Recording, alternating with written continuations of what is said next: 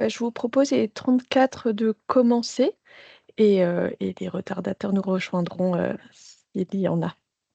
Donc merci à tous d'être présents donc pour ce webinaire donc sur la présentation du dispositif maître d'art élève. Heu, Vous avez normalement une présentation qui s'est affichée à votre écran.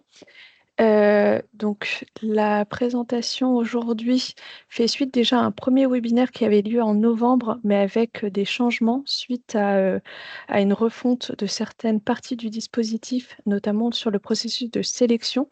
J'insisterai sur ces points-là, mais je refais un peu une présentation générale pour les personnes qui n'avaient pas pu, assister, au webinaire de novembre. Donc il y aura peut-être des redites pour certains, mais n'hésitez pas à poser si je suis pas assez précise sur certains points, qui vous semblent encore, obscurs.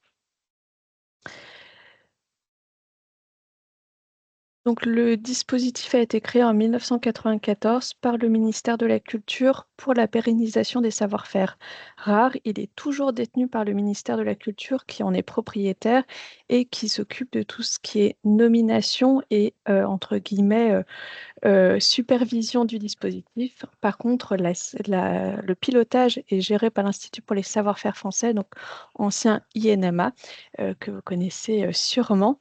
Aujourd'hui, on est sur des promotions de 8 binômes et donc depuis la création du titre, on est à 149 maîtres d'art et 155 élèves. Dans un certain temps, certains maîtres pouvaient avoir plusieurs élèves. Ce n'est plus le cas aujourd'hui. Donc l'objectif du dispositif, il est double. Il y a autant un titre, donc c'est la reconnaissance d'un détenteur de savoir-faire rare qui possède un savoir-faire exceptionnel, mais qui est aussi engagé dans la transmission s'accompagne du coup d'un programme de transmission de 2 ans. Donc c'est le premier changement. Le programme a été réduit de 3 à 2 ans. Et donc, il accompagne un élève, donc c'est un jeune professionnel, dans justement la transmission de son savoir-faire. Donc, comme je vous le disais, le dispositif est géré par l'Institut pour les savoir-faire français depuis 2012. Donc, nous sommes une association qui a plusieurs objectifs, faire rayonner les savoir-faire, donc les faire connaître aux différents types de publics, les faire perdurer. C'est là où se trouve la mission et le programme Maître d'art élève sur la volonté de ne pas perdre ces savoir-faire et de les faire continuer dans le monde actuel et de les faire grandir, donc de les accompagner. Et là, le dispositif aussi en fait partie, parce qu'on vous accompagne pendant ces 2 ans sur votre projet pédagogique et professionnel.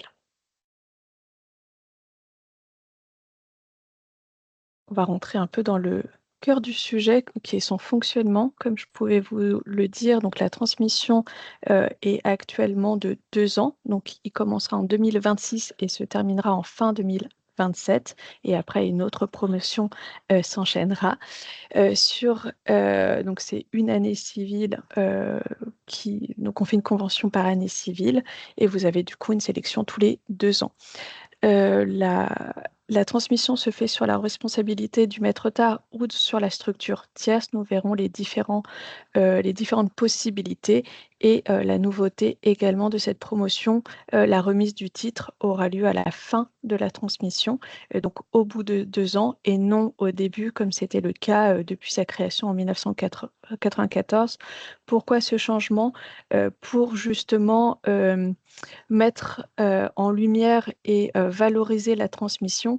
Le point important vraiment de son programme, c'est ce programme de transmission et c'est cet engagement des candidats maîtres d'art vis-à-vis de leurs élèves, parce qu'on sait que la transmission prend du temps et c'est un engagement de tous les jours pour vous. Et donc, c'est pour valoriser cet engagement qu'il a été décidé de remettre le titre à la fin. Il est toujours remis par le ou la ministre qui est en place.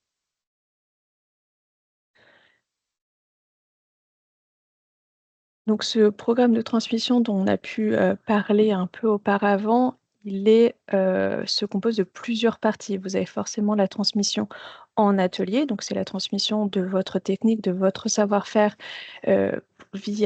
pour l'élève. Par contre, pour, avoir quelque chose de plus global, forcément l'élève va aussi découvrir les autres pans de l'atelier. Donc ça peut être, en fonction de son projet professionnel, la découverte de la relation client, du devis, de la partie commerciale d'un atelier, et ça va être aussi la culture métier, donc c'est ce qu'on entend par partie hors atelier. C'est comment nourrir l'élève et votre binôme à travers des visites, à travers, des voyages d'études, à travers des formations annexes qui viendront nourrir votre savoir-faire et qui viendront nourrir, entre guillemets, «votre relation» et la transmission qui se passe, entre le binôme. Ça, c'est un programme que l'on fera ensemble, à chaque début d'année, qui est variable, hein, parce que bien sûr, l'enjeu premier, c'est quand même votre production et la viabilité économique de votre atelier. Donc tout ça sera, bien sûr adaptable et adapté en fonction des binômes et en fonction de vos enjeux, spécifiques. Donc j'ai pu mettre notamment des actions, hors atelier, donc ça peut être la participation à un salon, comme je parle de participation, ça peut être uniquement visite. Vous avez Révélation qui arrive, je suppose que certains d'entre vous vont s'y rendre. Ça, c'est une action entre guillemets «hors atelier». Vous avez aussi la participation à des rendez-vous professionnels, donc avec des fournisseurs, avec des collègues de votre savoir-faire ou d'un savoir-faire connexe au vôtre, qui peuvent enrichir l'élève de voir comment on se présente, comment on met en valeur son savoir-faire, ou ça peut être tout bêtement la visite d'un autre atelier, justement pour découvrir si, par exemple, vous êtes dans l'impression taille douce, ça peut être intéressant d'aller voir un autre atelier, voir si les méthodes appliquées sont les mêmes et si vous pouviez, vous en inspirer si vous avez des problématiques. Pour vous aider justement sur, cette partie transmission, il y a 2 enveloppes, qui vont vous être allouées, qui sont, de nature divers, parce que vous avez ce qu'on appelle l'allocation, donc c'est l'aide à la transmission. Elle est de 10 000 € par an, donc par rapport à ce que j'ai pu dire en novembre, elle a baissé, elle était de 16 000, elle passe à 10 000. Donc là, elle est utilisée par la structure recevant la transmission. Donc si c'est, l'entreprise du maître d'art, c'est par le maître d'art en lui-même pour, diverses raisons, qui lui sont propres. Donc ça peut être entre guillemets pour, pallier à une certaine partie au temps qu'il passe à la transmission de l'élève, parce qu'on sait que le temps que vous passez à la transmission, n'est pas utilisé dans la production et qu'il y a du coup une «perte» entre guillemets, de chiffre d'affaires. Ça peut être aussi dans l'achat de matériel, nécessaire à la production du binôme. Donc ça peut être vraiment axé sur différents axes et là, vous en êtes vraiment maître et l'institut n'a pas de droit de regard, sur cette utilisation de la location.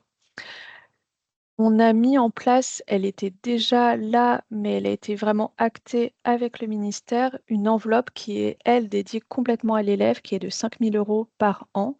Là, cette enveloppe est spécifique pour des actions qui seraient faites par l'élève et qui seraient nécessaires dans le projet pédagogique ou professionnel de l'élève. Donc, ça peut être de l'achat de matériaux, ça peut être de la formation non certifiante. Quand je parle de formation non certifiante, ça peut être auprès d'un professionnel qui a un savoir-faire connexe au vôtre et qui serait intéressant de rencontrer. Dans ces formations, ça peut être du coup du temps dédié par ces professionnels, ses collègues, pour que l'élève soit formé sans qu'il n'y ait de «diplôme» entre guillemets à la fin. Ça peut être aussi l'achat de matériel si l'élève, est en train de monter son atelier. Donc ça peut être de la bureautique, mais ça peut être des matériaux pour l'aider dans sa production. Donc là aussi, une utilisation assez divers qui seront vus ensemble. 5 000 €, c'est même chose, ça va assez vite, donc il faut pouvoir voir avec vous quelles sont vos priorités pour être sûr que, l'argent soit, dépensé dans ce qui nous semble plus impactant.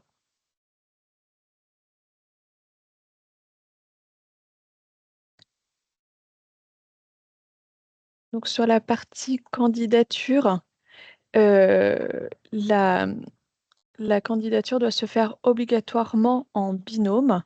Donc c'est un candidat maître et un candidat élève qui postulent. Pour le candidat maître, il doit être professionnel des métiers d'art.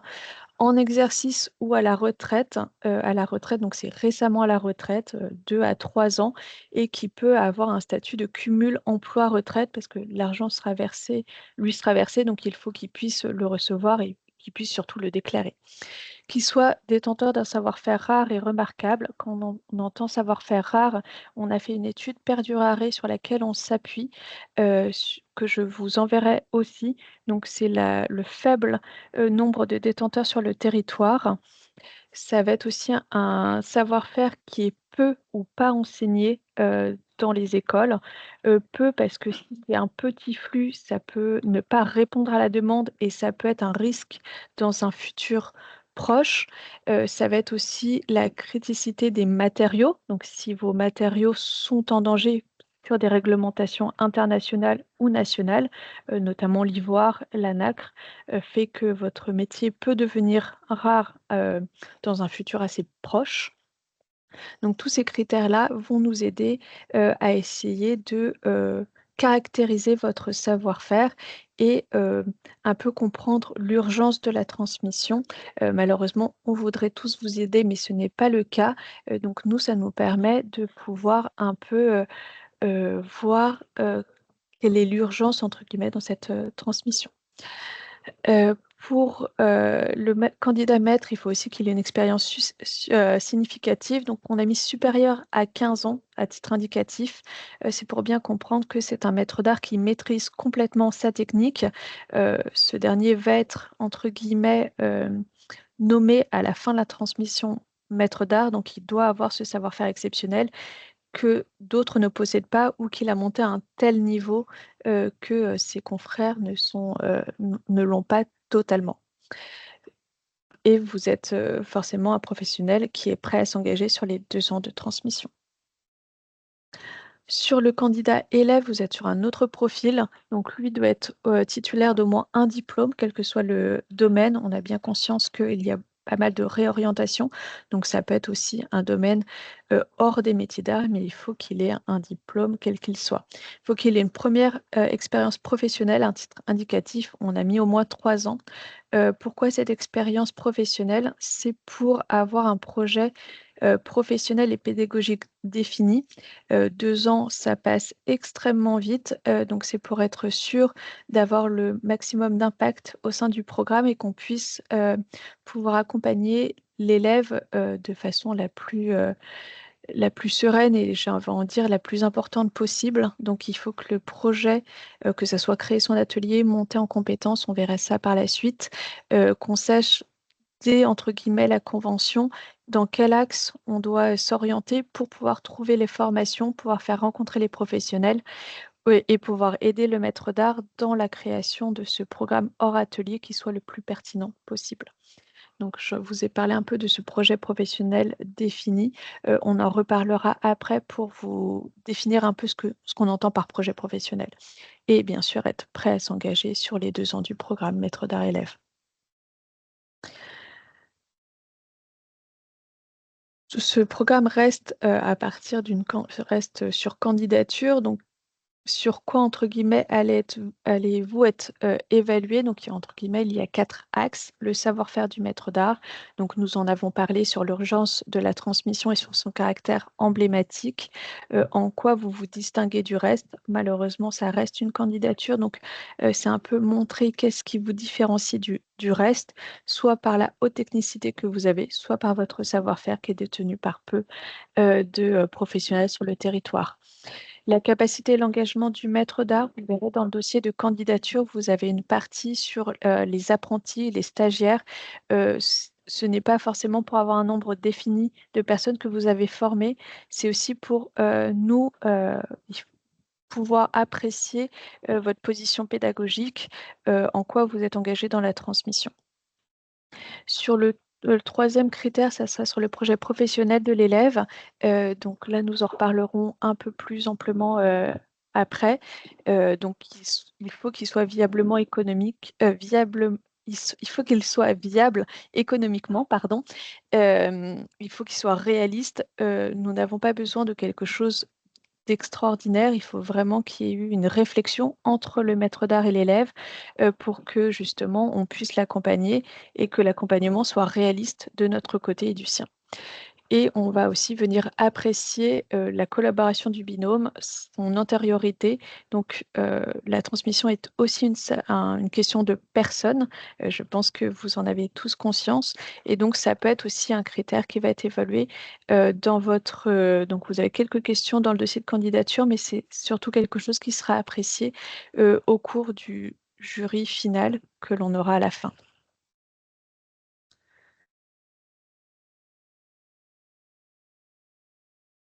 Donc comme je vous disais, on accepte plusieurs situations professionnelles, donc ça peut être justement 2 indépendants. Donc je vous ai mis des exemples, on vous enverra bien sûr le PowerPoint. Là je brosse rapidement parce que je vois que le temps passe, mais justement pour que ça soit plus concret pour vous, donc il y a 3 cas possibles. Soit c'est 2 indépendants qui travaillent ensemble et donc, chacun prend du temps sur sa production pour pouvoir faire la transmission. Sinon, le candidat maître peut employer l'élève et dans ce cas-là, ils sont dans le même atelier. Et le dernier cas possible, tous les 2 sont salariés d'une même structure et donc dans ce cas-là, la convention se fera avec la structure, qui emploie les 2 professionnels et non avec les personnes, en propre. Pourquoi on vous spécifie ça? Parce que forcément dans le dossier de candidature, vous aurez des engagements employeurs, enfin des documents qui seront légèrement différents en fonction de votre situation, juste pour s'assurer que toutes les parties prenantes ont bien conscience du temps et de l'implication que prend le programme. Heu et forcément, si vous êtes employé ou indépendant, cela n'a pas tout à fait le même impact sur l'entreprise. Heu et juste une sous-exception, le maître d'art et l'élève peuvent être, dans 2 entreprises différentes. Donc le maître d'art indépendant et l'élève employé d'une société différente. Dans ce cas-là, la société doit s'engager à laisser du temps à l'élève. C'est tout à fait possible et justement dans cette promotion actuelle, on a le cas et tout se passe très bien. Comme vous avez des critères, d'éligibilité, vous en avez de non-recevabilité. Donc c'est surtout, hem, 4 grandes familles. Donc le non-respect des critères de la candidature, donc ceux qu'on a pu voir avant, notamment l'appartenance à la liste des métiers d'art. Donc en sachant que bien sûr la liste a été faite en 2015 et que des métiers ont évolué. Dans ce cas-là, il faut que ça soit rattaché à la liste. Si c'est pas exactement l'intitulé, il y a aussi des correspondances qui peuvent être faites, donc n'hésitez pas, à mettre un métier qui s'y rapproche et après vous avez une possibilité de spécifier votre spécialité, parce que forcément, bah, les métiers ont évolué et la liste ne l'a pas encore, n'est pas encore, n'a pas encore évolué avec son temps. Il faut aussi que le métier soit rare, donc il n'y ait pas de, formation pédagogique, en école. Pourquoi ce critère? Vous êtes sur un titre et un programme du ministère de la Culture et non de l'Éducation. Donc le but est de ne pas, j'ai envie de dire, marcher sur les plates-bandes du ministère de l'Éducation. Donc c'est pour ça qu'on, prend des savoir-faire qui n'ont pas d'autre alternative que la formation en atelier. La fragilité économique des structures, même chose, on va vous demander vos liasses, fiscales. Ce n'est absolument pas pour vous faire un audit sur votre façon de faire, c'est vraiment côté bienveillant. On a bien conscience que ces 2 ans, c'est aussi du temps que vous allez passer hors production et c'est pour s'assurer que votre structure est suffisamment solide pour pouvoir accueillir la transmission. On a eu des cas où ça n'a pas été le cas, donc c'est pour, maximiser les chances et avoir une transmission la plus sereine possible. Le quatrième, c'est l'absence de statut socio-professionnel de l'élève. Donc ce dernier doit être, employé, doit être indépendant, il peut être artiste, il peut être aussi, au chômage, mais il doit avoir un statut, hem, qui est référencé et qui peut être mis dans le dossier de candidature. On vous a donné des exemples plus précis sur des candidatures non retenues. Je vais peut-être passer rapidement pour qu'on ait plus de temps d'échanger sur la fin.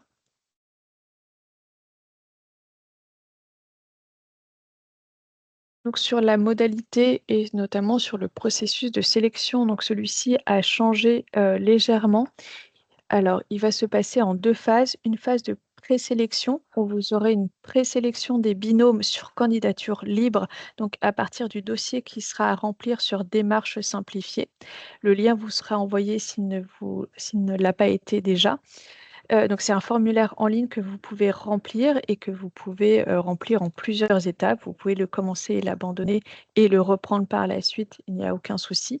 Donc, sur ces candidatures, entre guillemets, sur dossier libre, vous aurez 8 candidatures présélectionnées par un jury de 4 personnes, qualifiées maître d'art et qualifiées savoir-faire rare et surtout formation, qui vont pouvoir apprécier vos candidatures sur dossier. Pourquoi je vous mentionne cette partie-là? C'est pour vous dire que le dossier a son importance et ne pas hésiter à être assez clair et précis sur votre dossier parce que ça reste un élément important de votre candidature. Par la suite, cette présélection de 8 binômes en candidature libre sera doublée d'un rendez-vous visio avec moi-même ou un membre de l'équipe de l'Institut pour justement vous préparer au jury final. L'autre partie des candidatures présélectionnées le seront par des dispositifs régionaux, des acteurs que l'on a pu identifier et avec lesquels nous avons échangé pour pouvoir avoir une action plus territoriale et plus proche du terrain. Donc, nous en avons identifié 4 que je pourrais d'ailleurs vous mettre dans ce document. Vous avez la SEPR à Lyon, vous avez le CFA de Jouer les Tours, justement à Jouer les Tours. Vous avez le BDMA et la FREMA. Pourquoi ces 4 acteurs? Parce que ces 4 acteurs qui sont engagés dans la transmission et qui ont une connaissance de savoir-faire rare et qui ont déjà mis en place des actions pour justement pérenniser ces savoir-faire. Donc le but est de pouvoir bénéficier de l'expertise et de la connaissance de ces dispositifs et aussi répondre à un enjeu qui est important pour eux, ces dispositifs qui se présentent en un an. Et le but est aussi de pouvoir proposer aux binômes qui participent à ces dispositifs ou qui ont eu une action de formation dedans, un complément de formation au sein du programme Maître d'art élève. Donc, c'est un peu une brique nationale qui se fait suite à un premier passage dans un dispositif régional. Donc, c'est la première année qu'on fait ça. Bien sûr, ces 8 candidatures retenues seront soumises aux mêmes critères que les candidatures libres. Donc, si nous n'arrivons pas aux 8 présélectionnés, vous aurez plus de candidatures libres. Le dossier de candidature reste le même pour tous et le jury final qui va acter la sélection sera le même pour tous, les mêmes personnalités, les mêmes critères. Donc, vous aurez, entre guillemets, une équité entre chacun. Euh, donc le but est vraiment de garder cette qualité du dispositif et des candidatures. Donc si jamais les 8 candidatures présélectionnées dans les dispositifs régionaux que l'on fait ensemble avec les dispositifs ne rentreraient pas dans les critères, on pourrait avoir moins. On ne peut pas en avoir plus, mais on pourrait avoir moins de binômes présélectionnés. Pour vous donner le calendrier de la procédure de sélection, donc l'appel à candidature a ouvert le 22 juillet de mémoire, 22 avril, pardon, et finira le 11 juin. Donc il est sur Démarche Simplifiée, qui est une plateforme de l'État qui nous permet de récolter toutes vos réponses et qui permettront d'avoir une analyse, j'ai envie de dire, très classique de chacun des dossiers. Euh, mai, en septembre, parce qu'au fur et à mesure que les dossiers vont arriver, on va commencer, nous, à l'Institut, de pouvoir les analyser, donc pouvoir préparer justement l'analyse des dossiers en candidature libre qui auront lieu en octobre. Donc, c'est fournir tous les éléments nécessaires à ce jury de 4 personnes pour pouvoir apprécier vos candidatures pour qu'en novembre, on ait cet appel visio ensemble sur les candidatures qui auraient été présélectionnées, donc les 8 dont on parlait précédemment. Et en décembre, vous aurez l'oral final. Donc là, c'est un oral de 30 minutes avec 15 minutes de présentation du binôme et 15 minutes de questions par ce jury qualifié qui est présidé par la DGCA, donc le ministère de la Culture, qui est propriétaire du titre, pour une entrée dans le dispositif en janvier 2026. J'espère avoir été claire. N'hésitez pas à poser vos questions dans le chat si ça n'est pas. Sur le dossier de candidature, on a pu un peu l'évoquer. Donc, il est sur la plateforme Démarche simplifiée. On a voulu, avec le ministère, avoir une procédure simplifiée et avoir quelque chose. C'est le 11 juillet. Pardon, je vois une question. Euh, le dossier de candidature est à remplir. Il se divise en plusieurs parties. Un formulaire candidature très classique de présentation de chacun des professionnels et de la structure recevant la transmission. La présentation de votre savoir-faire pour le candidat maître d'art, ainsi que de la présentation de la transmission. Il faut avoir un projet de transmission, donc déjà un programme préétabli qui est amené à changer. C'est un peu dans quelle action vous souhaitez vous orienter pour qu'on puisse, en janvier, commencer à travailler avec vous sur le programme pédagogique et voir ensemble quelles sont les actions possibles et comment on peut vous aider à les réaliser. Et la dernière partie, c'est l'accompagnement du projet professionnel. Donc là, c'est le projet de l'élève que l'on va voir un peu après pour vous spécifier qu'est-ce qu'on entend par projet professionnel.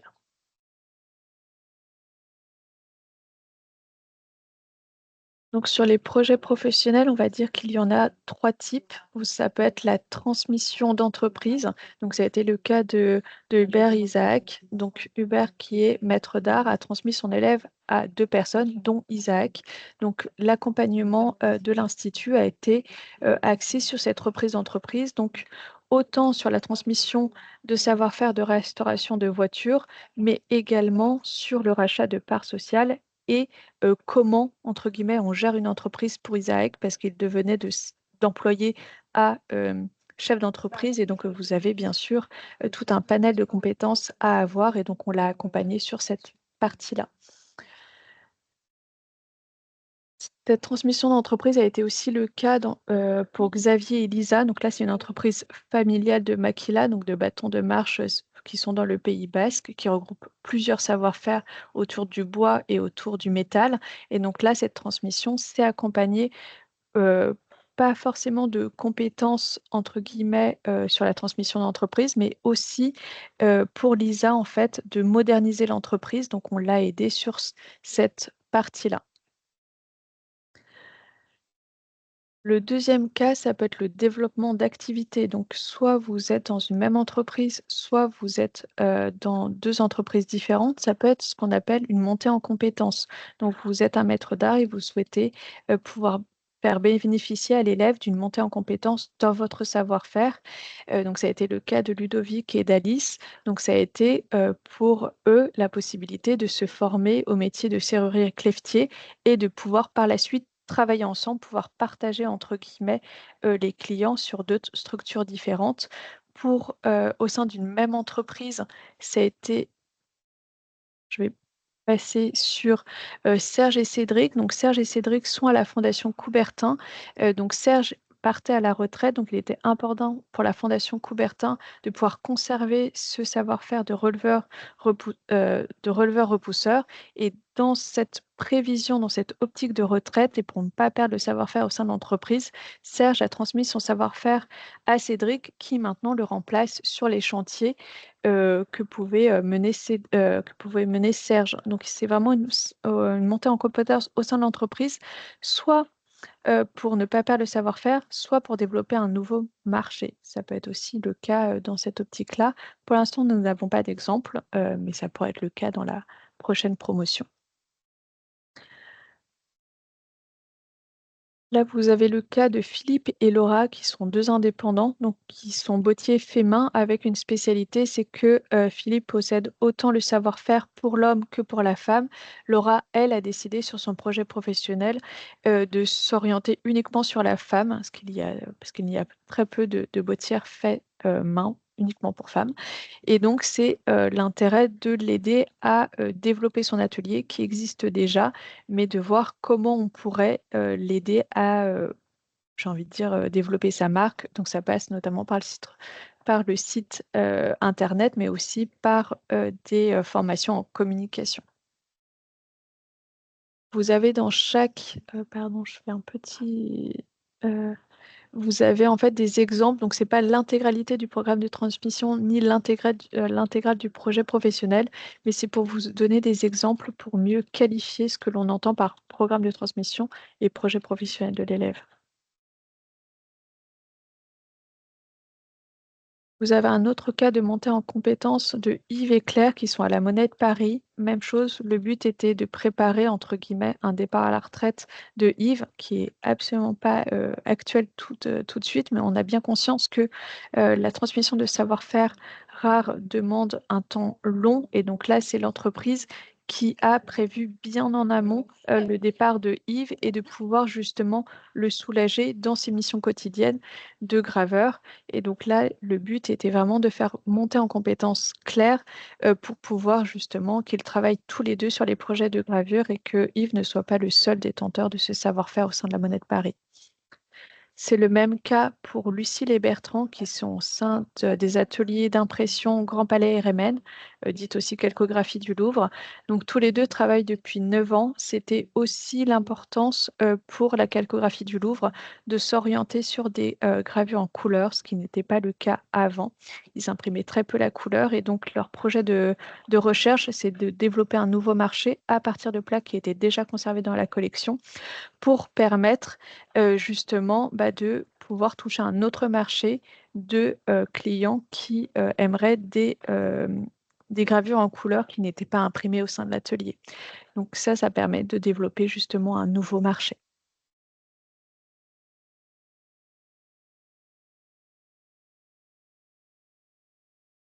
Voilà pour une présentation très rapide du dispositif. Je ne sais pas si vous avez des questions, si je les passe en revue Moi, une à une. je les ai notés, Camille, Ah, très bien. je vais te les relever. Alors, est-ce que vous aidez les candidats élèves à identifier les points de transmission hors atelier à prioriser?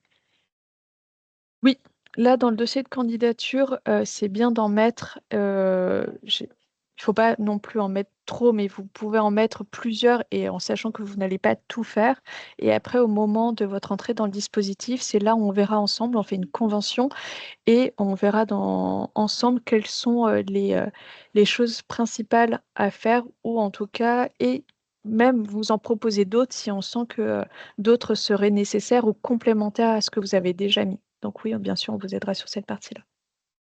Pour chaque session, est-ce que le nombre de binômes est figé à 8? Pour l'instant, oui, afin d'avoir un accompagnement qui soit des plus qualitatifs pour deux raisons.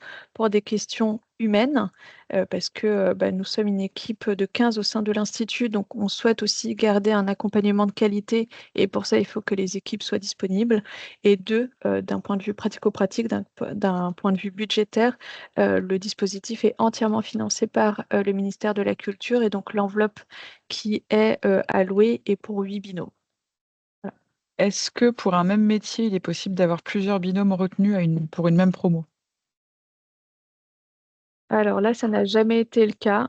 Je ne pense pas. Après, je pense que ça peut être le cas si les savoir-faire, c'est le même métier, mais avec un savoir-faire qui diffère. Je vais prendre un exemple vraiment concret, notamment sur la botterie. Donc là, on a un binôme qui est en train d'être accompagné.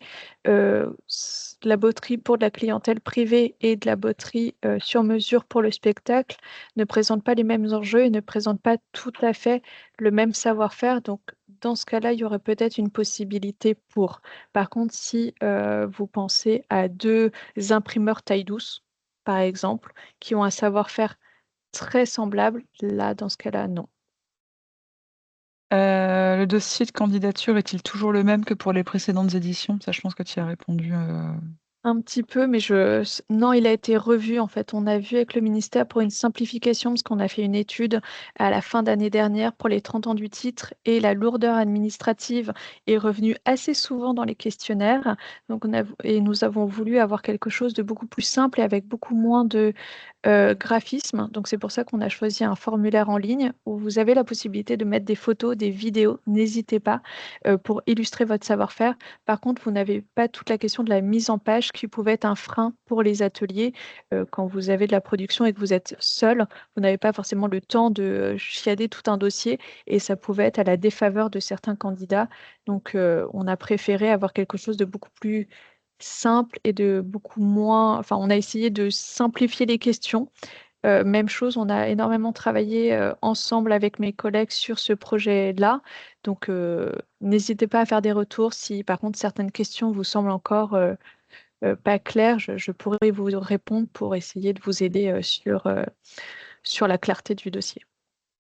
À quelle durée approximative estimez-vous le temps pour le compléter? Alors, la plateforme, elle l'a elle-même calculé, c'est de 1 heure et demie. Après, c'est une fois les choses, j'ai envie de dire, décidées entre vous. Après, il y a la partie réflexion qui semble plus, qui semble plus important. Donc, il faut voir ensemble avec le candidat maître et le candidat élève quel est votre programme de transmission, rédiger le programme pédagogique et le projet professionnel. Donc, ça prendra un peu plus de temps. Et là, c'est un petit peu en fonction de où vous êtes dans votre réflexion. Mais techniquement, si vous avez tous les éléments prêts, ça prend 1 heure et demie. Quel est le nombre d'heures minimum de formation par semaine? Alors là, il est variable en fonction des binômes. On ne va pas parler en semaine, mais plutôt en mois. Et on est entre 10 à 15 jours par mois. Qui peuvent être répartis différemment, soit quelques jours par semaine si la possibilité se fait, mais ça peut être aussi 15 jours groupés si vous êtes deux indépendants. Et bien sûr, si jamais vous avez un mois avec, par exemple, le salon Révélation qui vous prend énormément de temps et que vous avez l'impossibilité de faire cette transmission, celle-ci peut être reportée sur un mois après. Quel est le nombre d'heures, non, ça on l'a vu. À quel montant minimum du bénéfice réalisé par le maître d'art dans le cas d'un indépendant estimez-vous la fragilité de l'atelier accueillant l'élève? Alors là, je dois vous dire que je n'ai pas cette réponse. On fait appel en fait à une experte qui analyse vos comptes et qui nous fait un compte-rendu sur la fragilité de votre entreprise. Donc, je n'aurai pas malheureusement la question et c'est pas forcément une question de chiffre d'affaires, mais aussi de clientèle et j'ai envie de dire, de vente. Donc, le chiffre d'affaires n'est pas le seul élément à prendre en compte. Que signifient les termes candidat libre et les dispositifs régionaux? Alors, les candidatures libres, c'est des candidats qui remplissent le dossier directement, sans passer par un acteur régional, donc les 4 dont j'ai pu vous citer, que je vous remettrai dans le dossier. Donc, on a pu échanger avec ces 4 dispositifs qui nous ont proposé des candidatures et les candidats identifiés ont été appelés ou vont être appelés. Donc, si vous n'êtes pas appelé, c'est que vous êtes un candidat libre, Est-ce que l'expérience professionnelle de l'élève peut comprendre les stages? bien sûr. Un CV sera demandé, pardon, excuse-moi Juliette, sera demandé pour l'élève et pour le maître d'art. Donc le stage, l'apprentissage, tout ce qui vous a aidé dans votre parcours professionnel est à prendre en compte. Donc il y avait une question sur la date limite de dépôt, on rappelle que c'est le 11 juillet. Oui, tout à fait. Quels sont les critères? Bah, là, il y a de nouveau, une question sur la fragilité économique, mais du coup, ça rejoint, ce que tu disais avant, le fait que ce sera étudié par, une Par une structure experte. tierce, Mm, mm. voilà. Pouvez-vous rappeler quelles sont les actions menées par les écoles que vous avez citées, SEPR, BTMA, et cetera? Alors, là, vous avez deux catégories qui sont différentes. Vous avez la FREMA et le BDMA. Donc, eux ont des dispositifs régionaux de transmission de 1 an où un maître, même s'il ne l'appelle pas comme ça, va former un élève. Et donc, ils ont déjà un principe qui ressemble un peu à Maître d'art, avec un côté beaucoup plus axé sur la viabilité économique et qui est beaucoup axé sur la production en elle-même et pas forcément sur le à côté. Donc ça, ces deux projets sont assez structurés et répondent entre guillemets à ce principe de transmission, parce que vous avez un élève qui passe 1 an dans l'atelier d'un maître.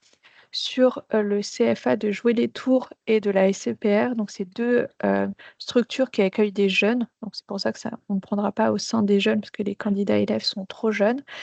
Par contre, ils ont mis en place des modules pour ce qu'ils appellent les savoir-faire rares, donc des savoir-faire qui n'ont pas d'enseignement, qui n'ont pas en fait de diplôme propre, et ils mettent en place un programme pédagogique spécifique pour chaque élève. Donc, ils sont déjà dans cette logique de repérer des savoir-faire qui n'ont pas d'enseignement, et donc on s'appuie sur eux pour identifier des professionnels qui auront par ailleurs un élève à côté, mais qui ne viendront pas du CFA, parce que le CFA, les élèves ne correspondent pas aux critères qui ont pu être évoqués auparavant. Qu'entendez-vous par pas de concurrence avec l'éducation nationale? Faut-il qu'il n'y ait plus de diplômes? Alors, plus de diplôme ou un diplôme, ce qu'on appelle petit flux.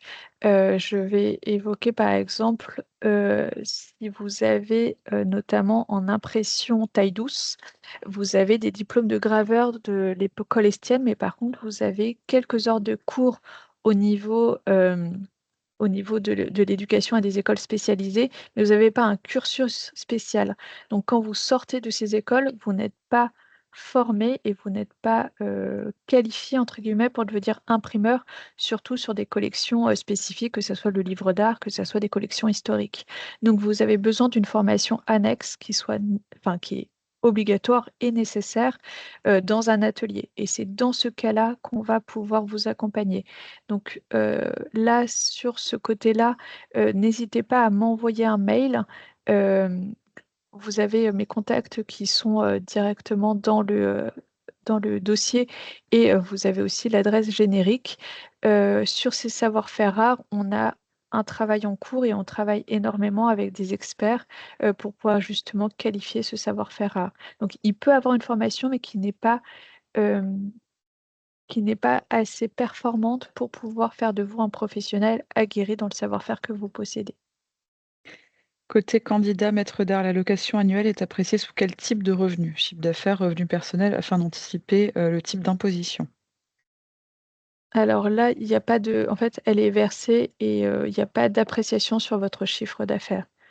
Sur l'imposition, par contre, c'est à vous de le déclarer, et je dois dire que je n'ai pas ces informations-là sur les impôts.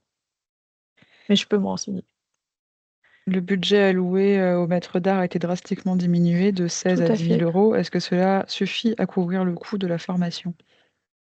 Alors, oui et non. Euh, Alors, je dis, c'est une réponse un peu à la normande. Je pense que ça ne couvre pas totalement le temps passé, parce qu'on sait que vous allez en passer beaucoup. Après, c'est plus, on le voit comme une aide. Bien sûr, la baisse a été drastique, et malheureusement, les budgets de l'État font qu'on a dû faire ce choix-là, et qu'on a choisi entre guillemets, de diminuer cette allocation des maîtres d'art, mais de maintenir l'enveloppe faite pour les élèves à 5 000 euros. Là, c'est un choix qui a été fait. On aurait préféré vous laisser les 16 000 euros, mais malheureusement, ça n'a pas été possible. Et en même temps, sur certains binômes avec lesquels on a pu échanger, pour eux, 16 000 euros n'était pas non plus suffisant. En fait, sur la transmission, ça dépend le temps que vous passez, ça dépend aussi du binôme que vous êtes. Certains binômes vont avoir une production en commun et vont augmenter leur chiffre d'affaires. Donc la perte, entre guillemets, de la production que vous avez pendant la transmission va être compensée par autre chose. Pour d'autres binômes, la qualité de la transmission et le fait d'avoir quelqu'un pour pérenniser l'entreprise euh, est, entre guillemets, suffisant à la perte de production. Donc là, c'est à vous, en tant qu'entreprise, savoir si vous êtes, si cela est suffisant ou pas pour vous. C'est vraiment appréciable en fonction des entreprises. Pouvez-vous nous adresser un modèle de rédaction du dossier? Alors malheureusement, non, parce que nous organisons la sélection, donc nous ne pouvons pas vous aider sur la rédaction.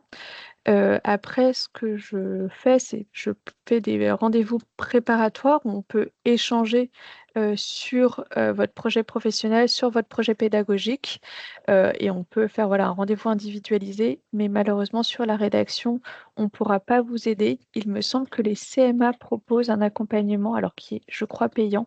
Je pourrais m'en renseigner et vous aider, mais malheureusement, ça ne sera pas possible de notre côté. Concernant le formulaire en ligne, il y a une partie pour le maître, une partie sur l'élève. Est-ce que ça signifie bien qu'il y a un seul formulaire pour le binôme? Il y a un seul formulaire pour le binôme, tout à fait. Et donc un seul identifiant?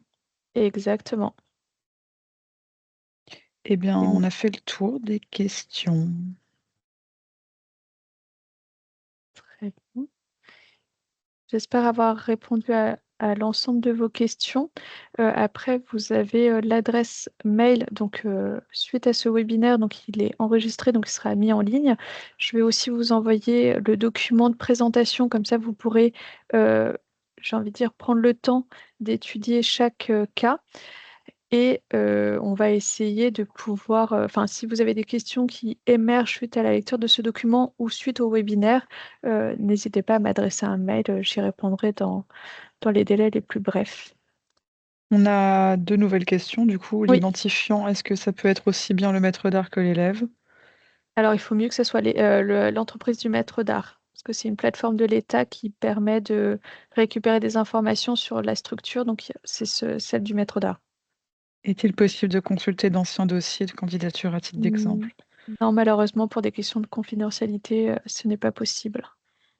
D'où Peut-on l'essai, pardon, pardon, d'où vas-y, l'essai vas-y. de vous donner quelques exemples avec dans le dossier, mais malheureusement, on ne pourra pas faire plus.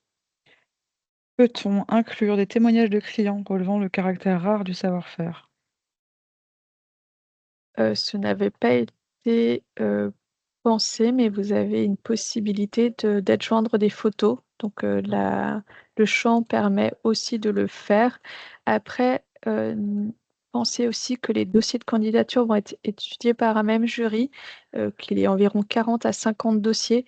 Donc, le but est aussi d'être précis euh, dans votre commentaire, mais de ne pas être non plus trop exhaustif, parce que parfois, ça peut aller à l'encontre si les dossiers sont trop longs, entre guillemets, il y a trop de détails. Il faut que le jury puisse aussi apprécier de façon précise votre candidature. Donc, c'est possible dans la partie pièce jointe, mais je pense qu'un ou deux sont largement suffisants.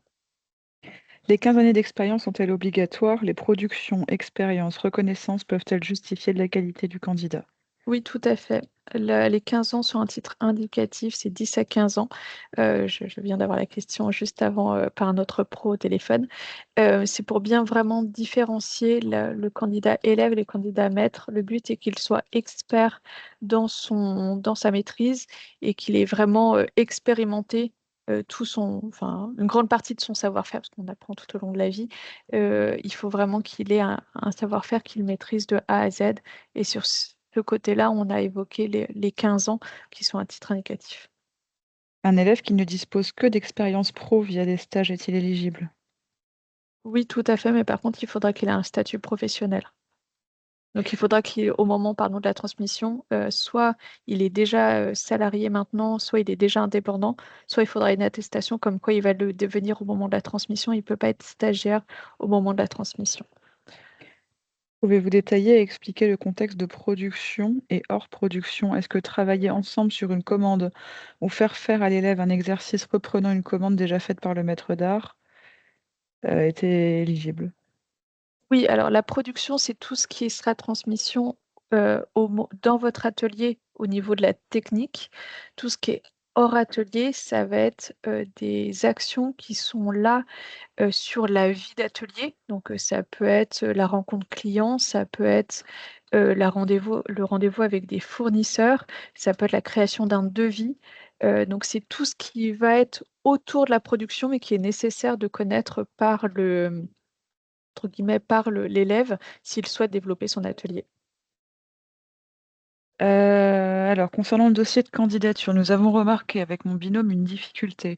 En effet, nous avons déjà rédigé le dossier depuis plus d'un an, comme les candidatures précédentes, et la nouvelle formule Mmh. ne correspond plus à notre profil. Les photos à joindre avec les œuvres remarquables sont pas possibles à fournir. Les œuvres réalisées au cours de la carrière du maître n'ont pas été photographiées lors de sa carrière. Comment remplir ce dossier qui enferme beaucoup plus dans des cases? Alors sur cette partie-là, dans ce cas-là, pour la partie remarquable, les photos avaient été évoquées, pour donner un caractère, pour pouvoir justement illustrer ce savoir-faire. Si vous avez des dessins techniques ou des choses qui puissent, heu, faire comprendre la matérialité de l'objet, ça peut être tout à fait, possible de les inclure, si, les photos ne sont plus existantes, parce que, trop anciennes. Peut-on assister aux oraux des jurys? Non, c'est à huis clos. Vous avez notifié qu'il était possible pour l'élève d'intégrer une entreprise tiers à mi-temps. Est-ce pénalisant pour la candidature? Non, là, c'est dans ce cas-là, c'est, tout ça sera apprécié au niveau de la motivation de l'élève et de son projet pédagogique. La transmission peut aussi se faire, hors du maître d'art avec des échanges réguliers. Donc il faut aussi laisser un temps d'autonomie à l'élève pour qu'il puisse lui-même appréhender la technique. Donc ça peut être fait, sans la «supervision» entre guillemets du maître d'art dans un premier, enfin dans un second temps. Donc non, c'est tout à fait possible. Et sauf erreur de ma part, on a fait le tour. Non. Où et comment consulter les rapports des jurys? Même chose, ils sont pas publics, c'est des notes qui ont été prises, et qui sont déposées au ministère.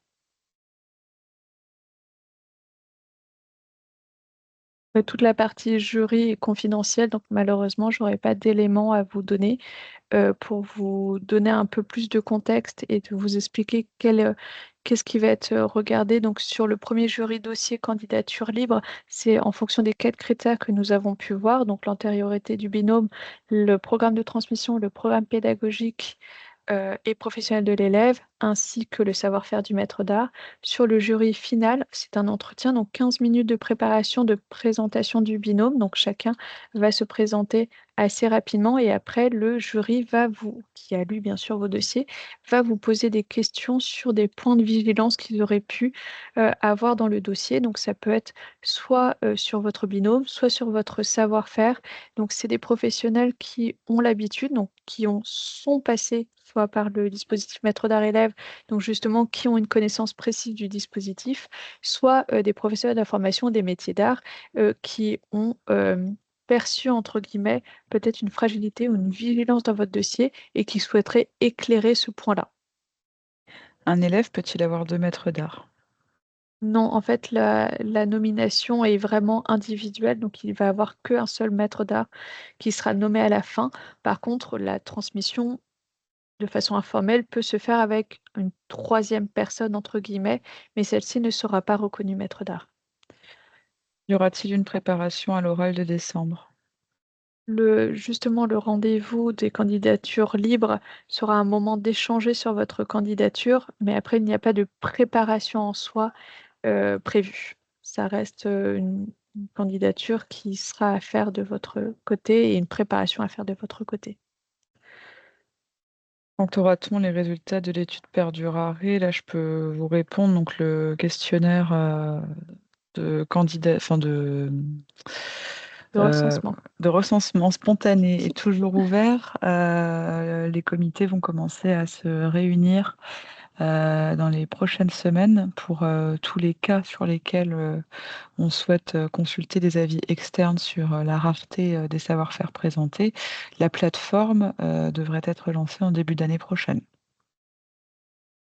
Je me permets juste de dire que le questionnaire, par contre, de recensement, ne sera jamais fermé parce que le but est d'avoir quelque chose de plus précis possible et donc n'hésitez pas, même si la plateforme, enfin, vous vous rendez Une compte fois la qu'en fin plateforme en d'année, ligne, ouais. voilà, ça sera, toujours ouvert, donc n'hésitez pas à le remplir.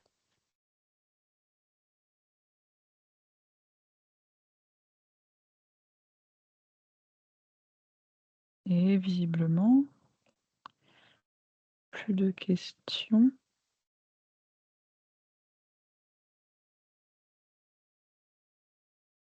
Bah, Non? merci à tous pour votre, participation et pour votre écoute.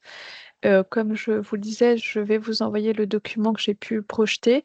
Il y a mon adresse mail, hein, donc n'hésitez pas à, m'envoyer un mail si, il y a un point qui vous semble, heu, pas tout à fait clair et qui demande précision. L'appel à candidature, comme on a pu l'évoquer, est ouvert jusqu'au 11 juillet, donc vous avez encore un petit peu, le temps de le remplir. Merci beaucoup.